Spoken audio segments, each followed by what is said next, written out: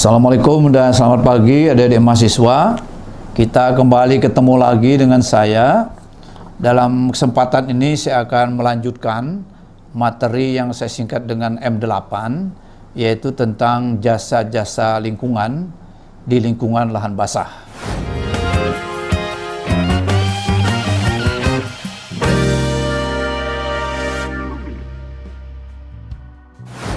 Secara umum dibagi dua. Ada yang produk-produk dari lingkungan basah itu adalah ada yang berupa barang, ada yang berupa jasa. Kalau dalam bahasa Inggris kita kenal di bidang ilmu ekonomi itu adalah goods and services. Nah, jadi yang berupa barang misalnya contohnya adalah seperti kayu ya, kemudian yang non kayu apakah buah-buahan, tanaman obat dan lain-lainnya. Sedangkan yang jasa itu tadi seperti misalnya pengaturan air, kemudian pencegah banjir, mencegah abrasi, kemudian juga mengurangi dampak dari gelombang-gelombang besar begitu ya. Itu diantaranya. Kemudian kalau misal nanti akan saya lebih jelaskan lebih jauh. Kalau dibagi lagi masalah jasa lingkungan dari lingkungan basah ini, ada yang sifatnya pengaturan, itu secara fungsional sebetulnya. Kemudian ada yang sifatnya penyokong, ada yang sifatnya penyediaan gitu ya. Jadi itu yang akan saya jelaskan ya, satu persatu. Nah, tujuannya sebetulnya kenapa jadi kita berikan ini, harapannya nanti setelah mahasiswa menerima pelajaran ini, mereka akan bisa menyampaikan, menjelaskan bahwa jasa-jasa lingkungan hidup itu adalah terdiri dari misalnya ada yang berupa barang, ada yang berupa jasa, atau kalau dibagi dalam fungsi ada yang berupa penyedia, ada yang berupa pengatur dan lain-lain seperti itu. Harapannya seperti itu nanti. Dan tentunya itu setelah kuliah dan harapannya juga setelah selesai sarjana misalnya juga tetap mengetahui dan memahami, bahkan diharapkan nanti bisa mengembangkan tentang jasa lingkungan lahan basah. Nah sekarang misalnya begini, jasa lingkungan ya yang kita bicara sekarang berdasarkan barang dan jasa. Tadi saya katakan yang dalam bentuk barang adalah berupa kayu. Kita tahu bahwa di lahan basah ini ada hutan mangrove ya, ada hutan rawa, ada hutan gambut, ada hutan pantai, dan sebetulnya tidak hanya itu, di daerah tinggi pun kalau ada danau apa segala itu juga termasuk lahan basah. Nah, jadi seperti itu. Nah, seperti gambut misalnya, sekarang kita karena tadi kita bicara tipe-tipe hutan. Dan supaya diketahui bahwa tipe-tipe hutan dia menghasilkan jenis-jenis kayu yang berbeda-beda. Dan pemanfaatannya pun atau kegunaannya pun itu juga tentu berbeda-beda. Seperti di hutan mangrove misalnya, itu memang kebanyakan didominasi oleh jenis dari bakau ya, mycorrhiza secara umum. Di sana memang jenisnya tidak terlalu banyak, relatif agak homogen. Nah, di sana banyak kayu yang bisa kita dapatkan. Kegunaannya juga tentu macam-macam. Dan selain kayu, sebetulnya dari getah-getah kayunya pun itu juga sangat bermanfaat. Misalnya salah satunya digunakan untuk zat penyamak, untuk industri batik kah, atau kulit kah, atau apa begitu. Itu banyak kegunaannya itu. Dan di mangrove itu banyak keunikan yang bisa kita lihat. Salah satunya misalnya ciri khasnya yang orang mudah sekali mengenal bentuk akarnya ya. Bentuk akarnya ini berbeda dengan pohon-pohon yang ada di daratan. Sebetulnya bentuk yang macam-macam itu apakah seperti jangkar, apakah seperti keris, apakah seperti yang lain lagi, itu sebetulnya bentuk dari adaptasi ya dari pohon itu sendiri supaya dia bisa bertahan hidup. Kita tahu bahwa akar ini supaya bisa bekerja, menyerap air, mengambil unsur hara yang akan dikirim ke bagian daun, itu dia perlu energi ya. Dari mana dia dapat energi? Itu dari karbohidrat yang merupakan hasil proses fotosintesa. Nah, karbohidrat itu harus dibakar oleh oksigen, ya. Baru dia menghasilkan tenaga atau energi bagi akar untuk bekerja, untuk bergerak dan macam-macam. Nah, oleh karena ini akarnya terendam air, tentu oksigen akan susah didapat oleh akar, ya. Kalau kita seperti biasa di tanah darat itu, akarnya kan tidak terkena air. Ini terkena air. Nah, karena terkena air, supaya dia bisa hidup, akhirnya dia membentuk akar. Macam-macam itu. Itu sengaja diciptakan Tuhan supaya kita mudah mengenal. Misalnya seperti bentuk keris. Nah, itu biasanya Avicennia, ya. Avicennia. Kalau yang seperti jangkar, itu biasanya Rhizopora. Jadi kita mudah sekali sebetulnya mengenalnya. Kemudian juga yang harus dipahami, masing-masing tumbuhan yang ada di mangrove itu juga ada sensitivitasnya terhadap kadar garam, yang bahasa ilmiah itu salinitas lah, ya. Kalau di laut kan biasanya kadar garamnya tinggi. Kalau semakin ke darat, maka dia akan semakin berkurang konsentrasi garamnya. Nah, itu juga bisa menggambarkan nanti jenis-jenis dari pantai sana sampai ke darat itu akan berbeda sesuai dengan sensitivitasnya dengan kadar garam tersebut. Dan sebetulnya ada lagi yang lebih unik, ya, yang perlu kita pahami itu, kan dia menghisap air yang ada garamnya. Biasanya tanaman akan mati kalau terlalu tinggi garamnya itu, karena ada klornya itu masalahnya. Ini kehebatan dia itu, kan kalau sampai di daun, nanti kan terjadi penguapan nih. Mau tidak mau, garamnya mungkin ada yang ketinggal itu sebetulnya di daun itu sendiri. Yang lainnya bisa aja sih menguap. Nah, di situ tuh hebatnya si mangrove ini. Kemudian tadi saya katakan bahwa mangrove ini secara proses fisiologi dia dikenal dengan tanaman C4. Jadi rantai C-nya itu 4. Kalau tanaman lainnya di luar mangrove itu adalah rantainya C3. Secara ilmiah sudah dibuktikan bahwa tanaman C4 ini lebih produktif dibandingkan tanaman C3, ya. Jadi kalau misalnya tanaman C3 itu kalau sudah suhu naik, maka stomata mulut daunnya akan tertutup sehingga CO2 dan lain-lain itu tidak bisa masuk. Berarti itu aja yang diolah untuk dijadikan karbohidrat. Tetapi kalau pada C4 yang di C3 sudah tutup, mulut daunnya sini masih terbuka sehingga masih bisa masuk input. Nah, produk akhirnya bisa lebih banyak daripada di sini. Jadi dia suhunya lebih tahan suhu lah daripada C3. Di samping itu ada juga keanehan ini antara tanaman C3 dan C4 itu. Kalau C3 ini sambil membuat karbohidrat, tapi sambil juga dipakai karbohidratnya begitu, ya. Namanya fotorespirasi, tapi nanti kita akan bicara lebih detail itu di fisiologi pohon, ya. Di sini hanya sebagai pengantar saja. Sedangkan yang di C4 itu tidak, kalau dia bikin aja, karena tidak ada fotorespirasi itu tadi, akhirnya lebih banyak hasil karbohidratnya dibandingkan C3. Nah, oleh karena itu tidak aneh kalau tanaman C4 itu menyerap gas rumah kaca itu lebih banyak daripada yang C3.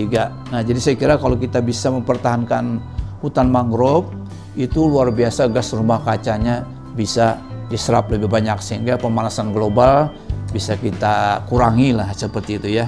Karena kita tahu dengan pemanasan global ini terjadi perubahan iklim, kita sering banjir, kemudian hujan yang tiba-tiba banyak begitu, intensitasnya tinggi, nah seperti itu.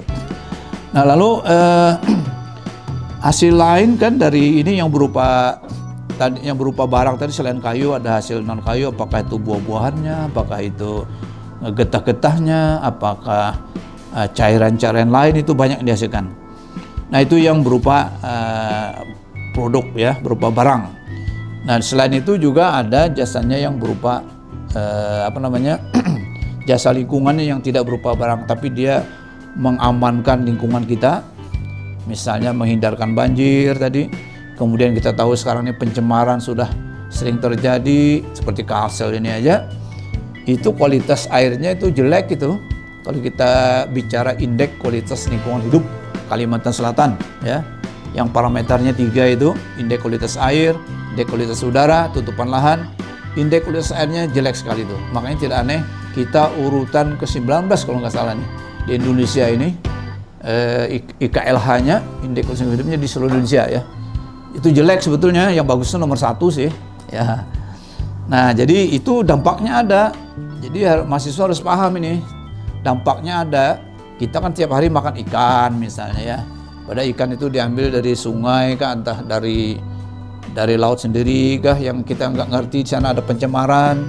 Nah, ikannya kita makan. Hari ini mungkin sedikit masuk bahan pencemaran logam beratnya, tapi sampai sebulan, sampai setahun, itu sudah di luar daya dukung, daya tahan tubuh kita. Hanya kita bisa kena kanker gitu ya. Kanker itu ya tahu sendirilah ya, tidak bisa sembuh. Katanya kalau sudah kanker ada muncul kanker kedua, kantong kering. Nah, karena mengobati kanker ini nggak sembuh-sembuh, habis duit. Nah, ini sambil goyonan supaya jangan tegang ya. Nah, seperti itu. Nah, lalu jadi saya kira ini dengan kita memahami tentang jasa-jasa lingkungan yang dihasilkan oleh lingkungan lahan basah, jadi kita akhirnya di dalam mengumpatkan bahasa ini harus berhati-hati sekali ya. Boleh-boleh saja memang itu diciptakan Tuhan untuk mendukung kehidupan manusia. Yang penting jangan over eksploitasi ya. Seperti misalnya di hutan mangrove, kalau misalnya ingin juga mengambil pohonnya, sebaiknya gunakan sistem tebang begini aja, jalur begini aja begitu ya. Jangan ditebang habis, clear cutting itu bahaya tuh. Nanti pemulihannya kayak apa gitu kalau clear cutting tuh. Kita nanam nanti diterpa ombak gitu, mati gitu ya. Jadi sebaiknya kalau dengan jalur begini kan yang ditebang, ini masih ada yang melindungi dari gempuran ombak. Kemudian sebagai sumber anakan juga bibit ada, karena pohonnya masih ada begitulah. Jadi pintar-pintar aja itu. Sebetulnya ilmunya ada sih, cuma masalahnya manusia ini kadang-kadang ya gimana ya, kemauannya itu luar biasa tuh.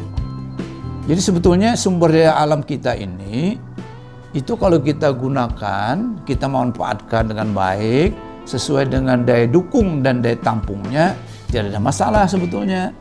Cuma ini karena manusia ini ya, ingin bagaimana cepat kaya kan nggak ngerti itu, dieksploitasi saja besar-besaran. Akhirnya dalam pemulihannya susah. Sudah banyak bukti itu. Tadinya kampung orang tuh di laut sana 1 kilo, sekarang sudah kesini nih kampung nih kena abrasi. Begitu menanam juga susahnya menanamnya itu ya. Ditanam, digempur ombak, mati dia. Akhirnya biaya jadi besar gitu. Jadi inilah makanya juga kita berikan tentang masalah lingkungan basah ini.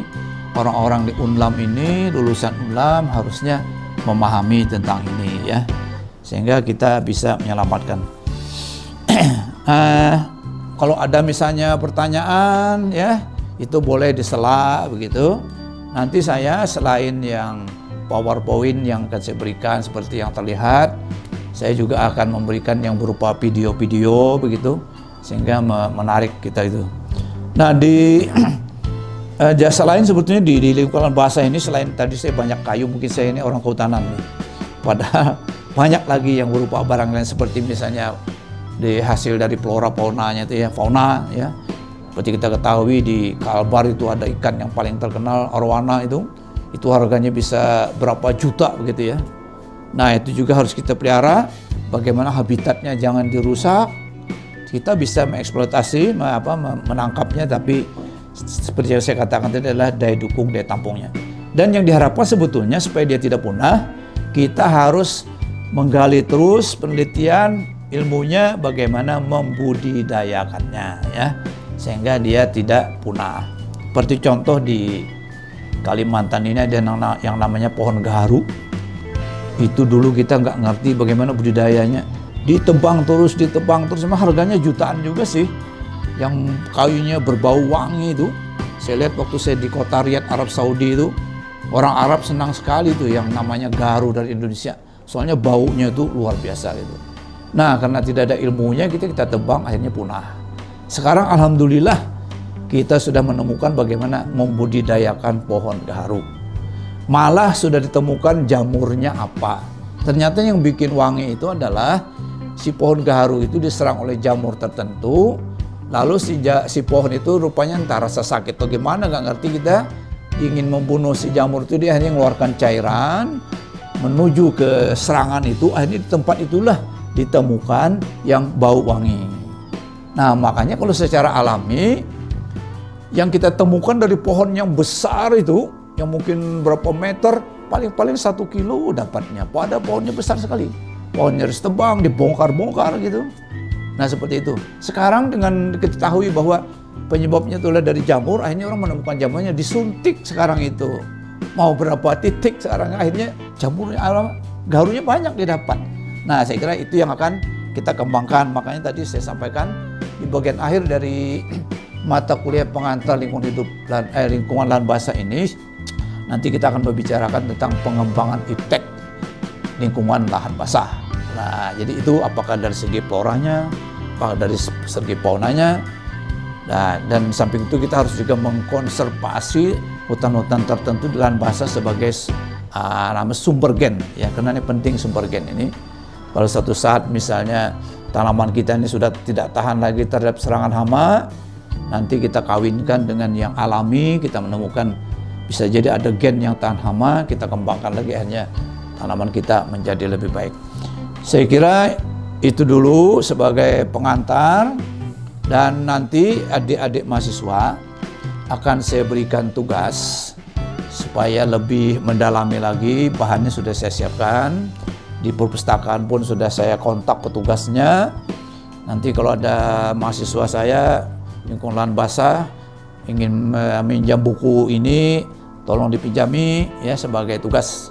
Karena adik-adik sudah paham sendiri pengertian satu SKS itu terdiri dari 3.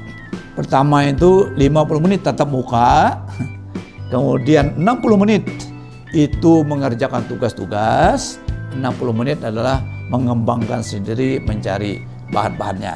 Nah, itu juga berlaku kepada dosen. Jadi 3 itu juga bagi dosen, nanti 50 menit menjelaskan kepada adik-adik hal-hal yang pokoknya saja. Sedangkan yang lebih detailnya nanti bisa dari bahan-bahan lain. Yang kedua, dosen terus menyiapkan tugas-tugas itu adik-adik ini.